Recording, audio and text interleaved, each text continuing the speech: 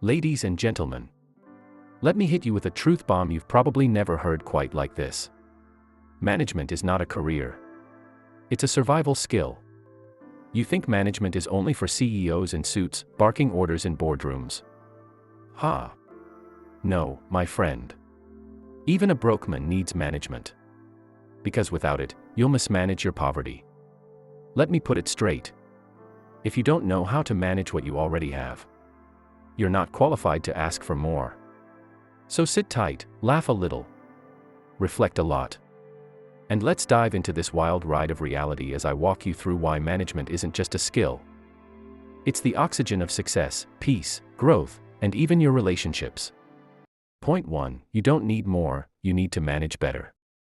We live in a world where people pray for promotion, but mismanage their current position. They want a bigger house, but can't even manage their socks in a rented room. They're shouting, "God, bless me with more money." And yet, the last paycheck disappeared like a ghost at midnight. Question: if you can't manage 1 hour, what will you do with 24? Some people want a Range Rover, but can't even manage their bicycle, tires flat, seat broken, parked in the living room like furniture. Lack of money is not the problem. Lack of management is the silent killer. Point 2. Even God respects management. Oh yes. You want biblical backup? Buckle up. In Genesis 2 verse 15, God placed Adam in the Garden of Eden to work it and take care of it. He gave him responsibility before he gave him a wife. Meaning, before God gives increase, he checks management. He didn't drop Eve into chaos.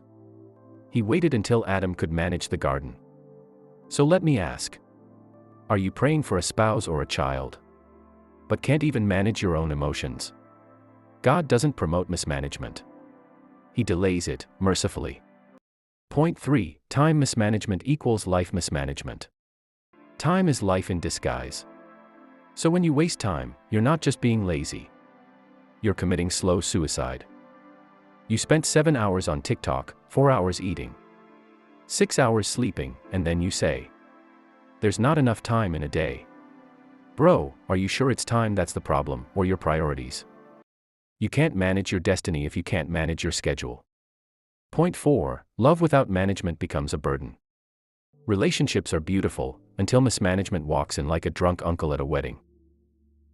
Ever seen someone ruin a good thing because they didn't know how to handle it? They loved her, yes, but couldn't manage communication. They loved him, yes, but mismanaged expectations, finances, and trust. Management is what turns chemistry into commitment. Some people treat love like a phone, fun when new, ignored when old, and replaced when it stops working. But here's the gospel. Without management, even the best love will become stressful. Point 5. You don't need more prayers, you need better management. Let me step on some religious toes here, with love. Some of us are fasting and praying for breakthroughs. But what we really need is a budget. Remember the parable of the talents, Matthew 25. The one who managed what he was given got more. The one who buried his talent, he lost even the little he had. God blesses good managers, not good beggars. Point 6. Your health is a management issue. You don't suddenly become sick. It's often the result of mismanagement over time. Sleep, diet, stress, lifestyle. You eat like a hungry lion, sleep like a baby panda, and then blame the devil for your blood pressure. The enemy isn't just Satan. Sometimes it's sugar, salt, and soda. Point 7. Every great man is just a good manager. Look at successful people, they're not magicians. They simply know how to handle what life throws at them. From Nelson Mandela to Steve Jobs, even your favorite preacher or parent. They became great not because they had no problems, but because they managed problems well. Wanna be powerful? Stop seeking control. Start seeking management. Point 8. Mismanagement is more expensive than poverty. Poverty is painful, but mismanagement is worse because it turns riches into regrets. Give a poor man $10,000 and watch. If he lacks management, give it a month. He'll be back to square one with a new shoe and no rent. A fool and his money are soon parted. But a mismanager and any blessing are doomed to divorce. Point 9. Management turns dreams into reality. Everybody's dreaming. But dreams without management are hallucinations.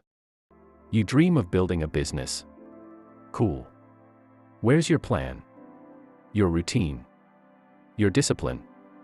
Even Moses had to manage millions of Israelites through a desert. Management is what kept them moving forward, despite all odds. Without it, your dreams become decorations. Point 10. If you can't manage the small, forget the big. Luke 16 verse 10 says, "He who is faithful in little will be faithful in much." The job you hate now is your practice field. The little salary, the annoying people, the tight schedule. That's your test. If you can't manage this season, God won't trust you with the next. Why should heaven promote you when you're mismanaging earth? So here's the naked truth. We don't have a money problem. We don't have a time problem. We don't even have a relationship problem. We have a management problem. And until we fix that, we'll keep praying for things we're not ready to handle. So I challenge you today. Manage your time. Manage your gifts. Manage your relationships. Manage your thoughts. Manage your habits. Because management isn't just a skill, it's the bridge between desire and destiny. Like this video if you've ever mismanaged something but learned from it. Comment below, what's one area of your life you know needs better management? Subscribe for more brutally honest truths and life-changing wisdom. Because on this channel, we don't sugarcoat. We manage truth like grown-ups.